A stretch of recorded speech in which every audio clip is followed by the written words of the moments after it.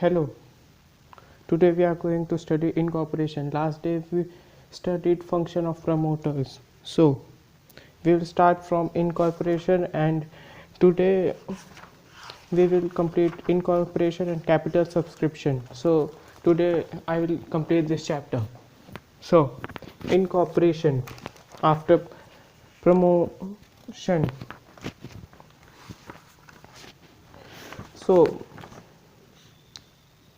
So now the application for registration must be accompanied with certain documents we discussed earlier like MOA, AOA and agreement, receipt of payment of fee, etc. etc.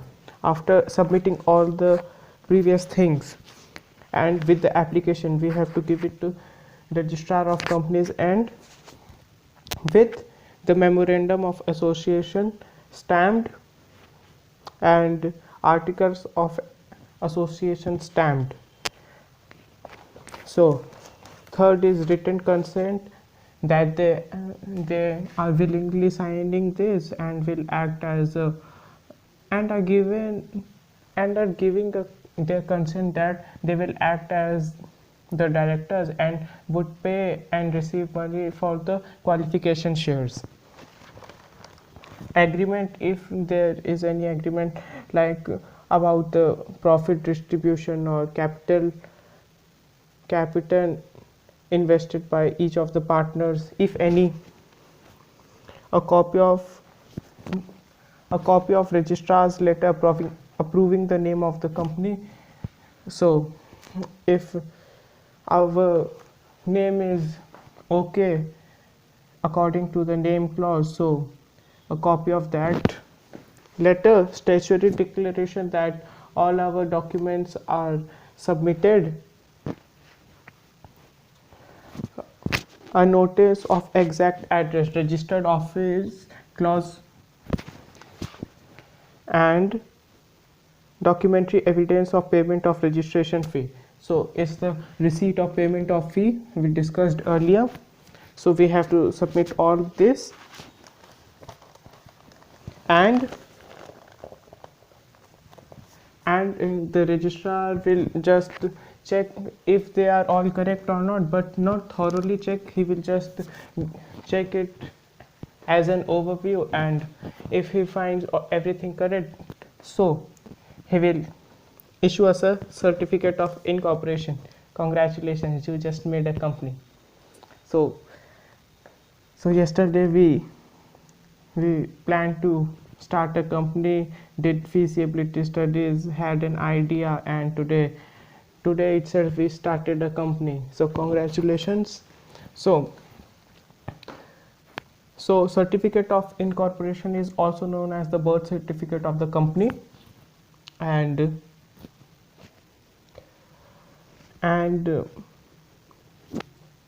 every company is given a CIN, corporate identity number, like GSTIN, goods and services tax identification number. It is unique.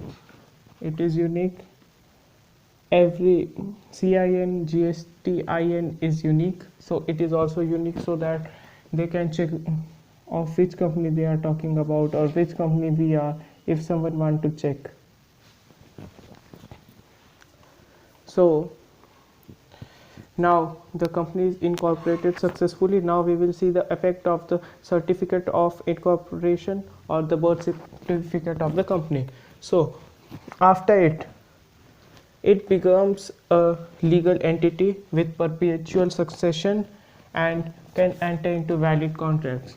So what do you mean by legal entity? Legal entity means now it is a separate person in the eyes of the government. If somebody is filing a case on the company, it means he is filing the case on the company, not on the owners. Second point is perpetual succession. So perpetual succession means if the owner died, then it will just continue, it will just not dissolve. It will be given to the family members, etc., etc. So now enter into valid contracts.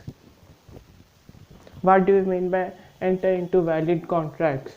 So as now it is a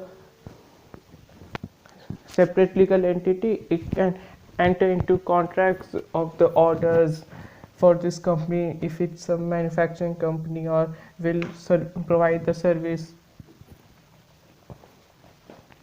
Now a new term here is director identification number, DIN. So the director of company is given a DIN which is unique and one person can apply for it only once. So here we are going to talk that like there was something false or unlegit in the papers documents we submitted and someone forged it. So as the certificate of incorporation is given,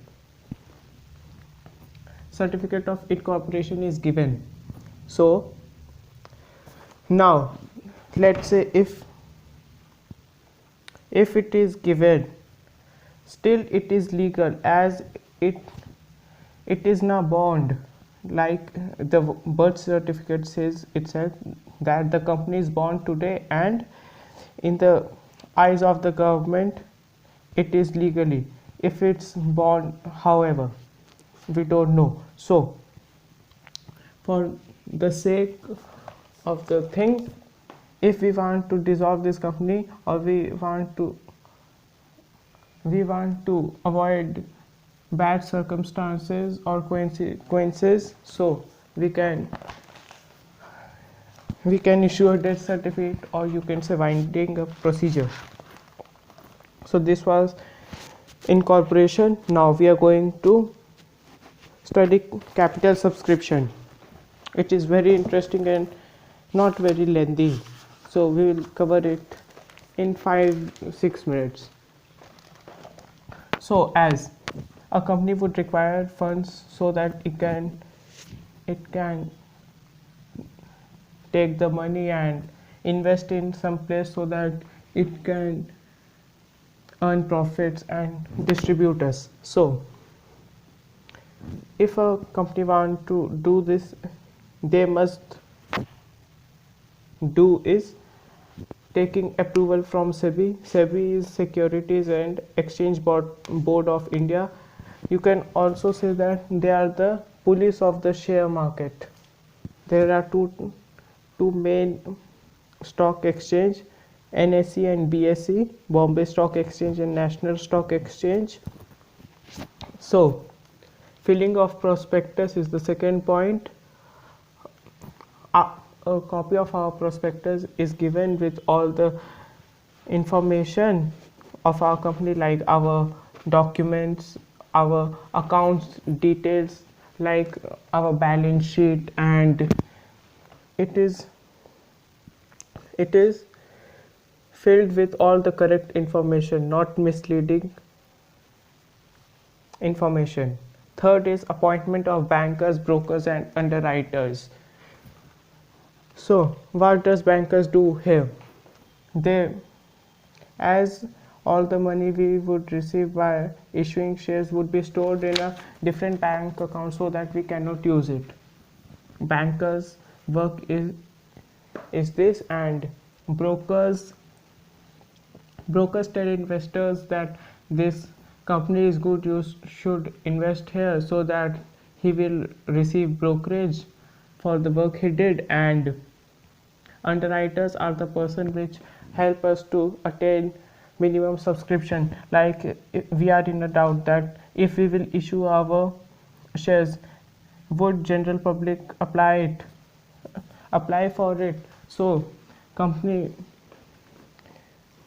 hire underwriters so that they can complete their minimum subscription, which is 90% of the shares issued. Fourth point is minimum subscription itself. So it means that if a company issues shares, let's say 100 shares, let's say 100 shares. So there is a rule by SEBI that if 100 shares are issued, then 90% of each must be bought by the general public.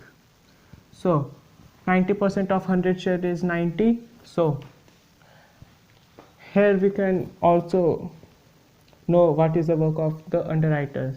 So like we are in a thought that if everyone will buy our share or not, so we issued 100 shares and hire underwriters to for 20%, let's say. So everyone bought 80%, and so it's not 90, it's 80 only. So underwriters will buy the shares, and thus our minimum subscription is validated, so we don't have to return the money. Now fifth is application to stock exchange. As our stock is issued and bought by general public, minimum subscription is done. So now we have to contact the stock exchange. There are two types of stock exchange, BSE and NSE. It's required to give a letter to at least one. You can apply for both, but there is a rule that you have to apply for at least one. You can apply for both too. So after they permit to that you can sell your share here. So now sixth point is allotment of shares. Now you allot the people who applied for your shares. Like let's say you issued 100 shares, but there was 160 customers, so you can only give to 100. So you will allot the 100, not all, but the first 100 or whatever according to your terms of the company, but it's first 100 or the one whose payment received earlier. So